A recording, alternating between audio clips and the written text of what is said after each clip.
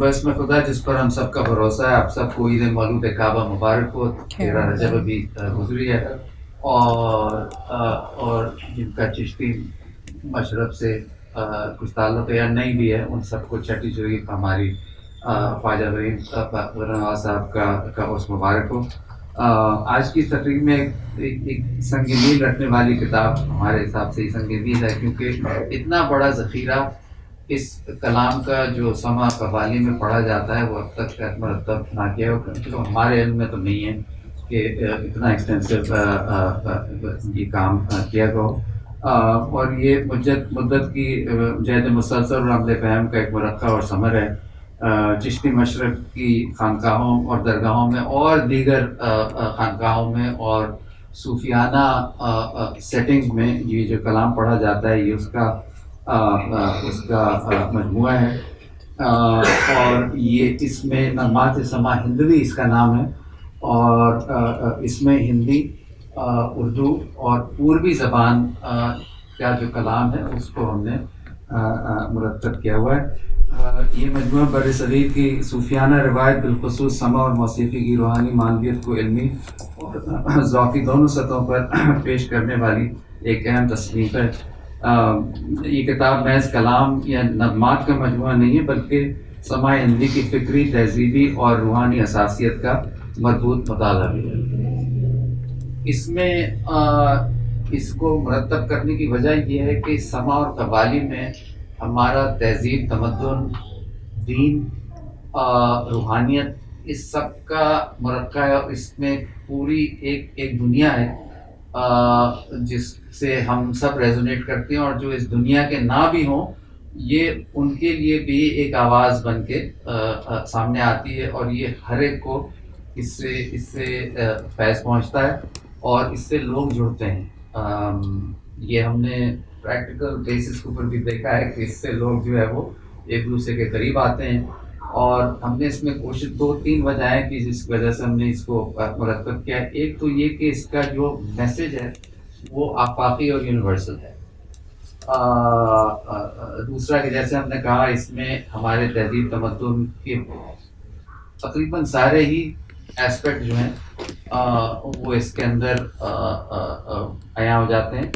اور تیسرا یہ کہ بہت سارا کلام ایسا ہے، یہ صنف جو ہے یہ تو پچھلے قوالی اور سماع کی یہ 800 سال ہو چکے ہیں جی. تو اس میں یہ سب کلام جو ہے یہ بہت سارا کلام ایسا ہے جو پہلے پڑھا جاتا تھا جو اب نایاب ہو گیا ہے، اس کو بھی ہم نے سامنے لانے کی کوشش کی ہے تاکہ اس سے سب کو استفادہ ہو.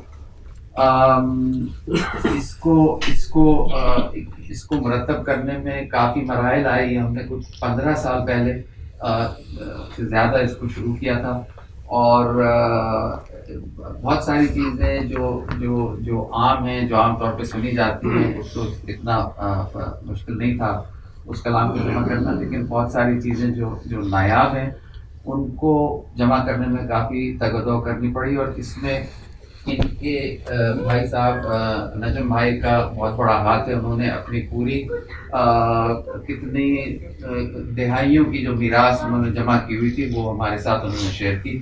اور استاد نصیر الدین سامی صاحب جن کا ہم تہہ دل سے شکریہ ادا کرتے ہیں، انہوں نے بھی ہمیں بہت سارا کلام دیا. اس کے بعد پھر ہم نے ہندوستان سے وہاں کے قوال حضرات ہیں جن سے ہمارے مراسم ہیں، وہ دوست ہیں اور ہماری خانقاہ جہاں سے ہم منسلک ہیں، اور جہاں ہمارے پیر و مرشد ہیں جامعہ عارفیہ الہ آباد ہندوستان میں، وہاں سے بھی ہمیں بہت سارا کلام جو ہے وہ ملا. اور اس کو سب کو مرتب، اس کو ترتیب کرنا، اس کو ایڈٹ کرنا، اور اس میں جو لٹریری ایڈیشن ہوتا ہے، ایڈیٹر کا کام ہوتا ہے، وہ حجاز نقوی صاحب came at a very timely moment. انہوں نے اس سب کو بہت محنت کر کے اس شکل میں لے کے آئے جو آپ کے سامنے. اس میں بہت ساری تصحیح کی بھی ضرورت تھی.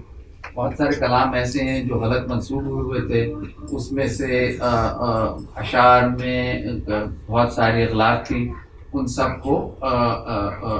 کی تصحیح کرنا یہ انہوں نے بڑی محنت سے اور ان کی ٹیم نے اس کام کو کیا.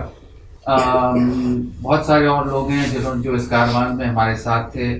مرحوم طاہر بھائی، طاہر علی، ماہر علی قوال گروپ، جو زمانے سے ان کا خانوادہ اس میں انوالوڈ ہے. انہوں نے ہمیں سب سے پہلے نغمات سما کی ایک کاپی دی. یہ کتاب ہے جو 1934 میں چھپی تھی حیدرآباد دکن میں. اس میں 164 کے قریب کلام تھے اور اس میں بھی بہت ساری فارسی کے اندر جی اس میں فارسی، اس میں صرف فارسی کے. تو یہ آئیڈیا جو ہے یہ وہاں سے آیا. ہم نے سوچا کہ اتنا بڑا نتیجہ ہے کہ اس کو الگ ہندوی میں اور فارسی میں چھاپا جائے. انشاءاللہ فارسی والی جو ہے وہ اپریل مئی تک وہ منظر عام پہ آ جائے گی. اور سب سے بڑا شکریہ ہمارے پیر و مرشد یا سید احسان اللہ صفوی، سید سراواں جامعہ عرفیہ میں جہاں سے ہم نے تھوڑی بہت تعلیم بھی حاصل کر لی ہے، ان کا، اور حسن بھیا ان کے سب سے بڑے صاحبزادے جو ہیں انہوں نے بھی اس میں ہماری بہت مدد کی. اور اسی طرح دیگر بہت سارے لوگ ہیں، ہر ایک کا شکریہ ادا نہیں کر سکتے. ناصر نیو یارک میں ہمارے دوست ہیں ناصر احمد، جب بھی کوئی اس میں مالی مشکلات پہ اٹکے آ کے تو انہوں نے فوراً ہماری ہیلپ کی. اور ہماری فیملی ساری، ہمارے بڑے بھائی صاحب حسین کاظمی، ہماری بھابھی نائلہ، اور ہمارے صاحبزادے یاشا، نکی، ان کی منگیتر، ان سب نے ہماری اہلیہ جو نہیں آ پائیں امریکہ سے، گلینا بیس، ان کا بھی بہت بہت شکریہ کہ انہوں نے اس کام میں ساتھ دیا. اور انہوں نے انتہائی صبر اور تحمل سے جو ہے وہ ہمیں اس سارے جو چکر میں جو پھنسے ہوئے ہیں لوگوں کو اس کی اجازت دی. ہمارے دوست حسین نقوی، HM نقوی لکھاری ہیں، انہوں نے بھی اس میں ہمارا بہت ہی حوصلہ افزائی کی کہ نہیں اس کو کرتے رہو. اور اس طرح یہ جو ہے کاروان یہاں تک پہنچا ہے. اور آپ کے سامنے یہ کتاب ہے، یہ فار سیل موجود ہے. آپ ان سے یاشا سے کانٹیکٹ کر سکتے ہیں، یہ آپ کو کتاب کو بھجوا دیں گے. اور اسی کے ساتھ پھر ہم ریکویسٹ کریں گے علامہ یاور صاحب سے کہ اپنے خیالات کا اظہار کریں اس کتاب کے بارے میں، اور مولا علی کی مناسبت سے وہ ذکر کریں. دعا ہے کہ حب اہل بیت اور مشاہد چشت کا سایہ ہم سب پر ہمیشہ برقرار رہے. الہی تابوت خورشید و ماہی چراغ چشتیاں روشن